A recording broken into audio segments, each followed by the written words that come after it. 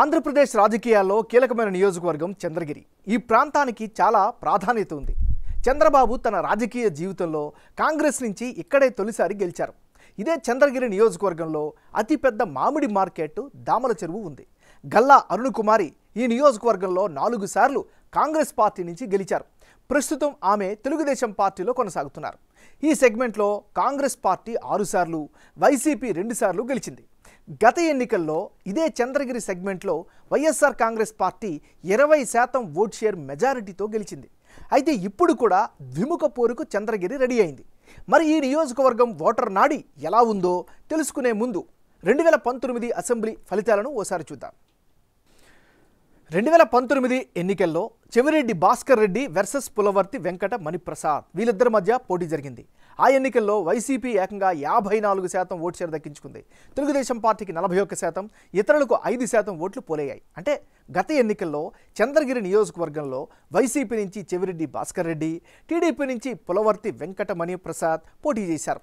అయితే విజయం జగన్ పార్టీ వైపు ఏకపక్షమైంది. గత ఎలక్షన్స్లో వైసీపీ వేవ్ ఉండడం, చెవిరెడ్డి ప్రభావంతో ఓట్లన్నీ వైసీపీకి పడ్డాయి.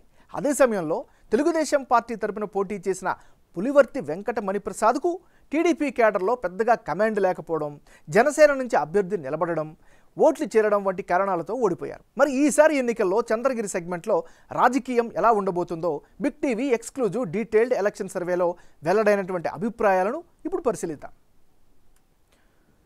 ఈసారి ఈ నియోజకవర్గం నుంచి వైసీపీ క్యాండిడేట్ని మార్చింది. ఈసారి చెవిరెడ్డి మోహిత్ రెడ్డి బరిలో దిగుతున్నారు.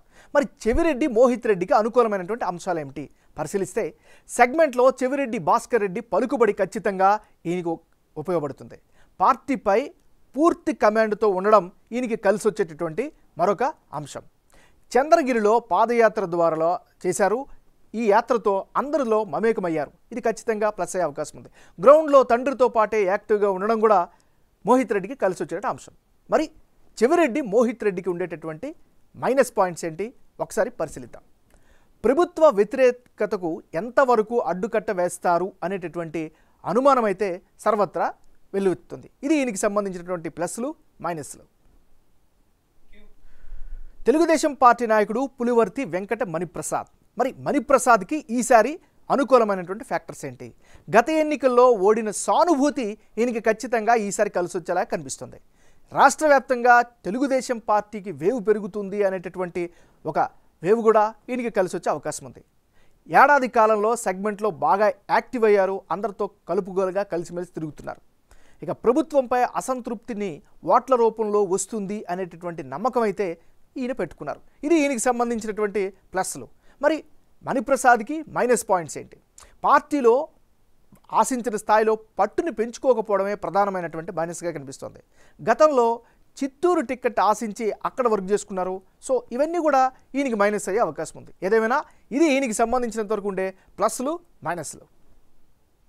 ఈ నియోజకవర్గంలో కులాల వారీగా ఈక్వేషన్స్ ఎలా ఉన్నాయి, పార్టీల పరంగా ఏ కులాల మద్దతు ఏ విధంగా ఉందో ఒకసారి పరిశీలిద్దాం. ఈ నియోజకవర్గంలో రెడ్డి సామాజిక వర్గం 20% మంది ఉన్నారు. కమ్మ సామాజిక వర్గం 18%, ఎస్సీలు 24% ఉంటే బలిజలు 10%, యాదవ కమ్యూనిటీ 8% ఉన్నారు. అంటే చంద్రగిరి నియోజకవర్గంలో రెడ్డి సామాజిక వర్గం బలంగా కనిపిస్తోంది. ఇందులో 60% మంది వైసీపీకి మద్దతు పలుకుతామని బిగ్ టీవీ సర్వేలో తెలిపారు. అలాగే టీడీపీకి 35% మంది, 5% ఇతరులకు ఓటు వేస్తామని చెబుతున్నారు. ఇక్కడ వైసీపీ అభ్యర్థి రెడ్డి సామాజిక వర్గం కావడంతో సహజంగానే ఓట్లు అటువైపు షిఫ్ట్ అవుతున్నాయి. మరోవైపు కమ్మ సామాజిక వర్గానికి చెందిన 18% మందిలో 35% వైసీపీకి, 60% టీడీపీకి, 5% ఇతరులకు మద్దతు ఇస్తామని సర్వేలో భాగంగా వెల్లడించారు. ఇక ఎస్సీల్లో 55% వైసీపీకి, 40% టీడీపీకి, 5% ఇతరులకు సపోర్టుగా నిలుస్తున్నారు. బలిజ సామాజిక వర్గంలో 40% జగన్ పార్టీకి, 55% చంద్రబాబు పార్టీకి, 5% ఇతరులకు మద్దతు ప్రకటిస్తున్నారు. అటు యాదవ కమ్యూనిటీలో కూడా 55% మంది వైసీపీకి అనుకూలంగా, 40% మంది తెలుగుదేశంకి, 5% ఇతరులకు మద్దతు ఇస్తామని చెబుతున్నారు. ఇక రానున్న ఎన్నికల్లో చంద్రగిరి నియోజకవర్గంలో ఫలితాలు ఏ విధంగా వచ్చే అవకాశం ఉందో ఒకసారి పరిశీలిద్దాం. చెవిరెడ్డి మోహిత్ రెడ్డి వర్సెస్ పులివర్తి వెంకట మణిప్రసాద్ వీళ్ళిద్దరి మధ్య పోటీ గనక జరిగితే యాజ్ ఆఫ్ టుడే వైసీపీకి 47%, తెలుగుదేశానికి 43%, ఇతరులకు 10% ఓట్లు వచ్చే అవకాశాలు కనిపిస్తున్నాయి. అంటే ఇప్పటికిప్పుడు ఎన్నికలు గనక జరిగితే చంద్రగిరి నియోజకవర్గంలో వైసీపీ జెండానే ఎగిరేందుకు ఎక్కువ అవకాశాలు ఉన్నాయని బిగ్ టీవీ ఎక్స్క్లూజివ్ సర్వేలో తేలింది. చెవిరెడ్డి భాస్కర్ రెడ్డి కుమారుడు మోహిత్ రెడ్డికి 47%, పులివర్తి నానికి 43% ఓట్లు వచ్చేందుకు అవకాశాలు ఎక్కువగా కనిపిస్తున్నాయి. ఇతరులకు 10% ఓట్లు వస్తాయని తేలింది.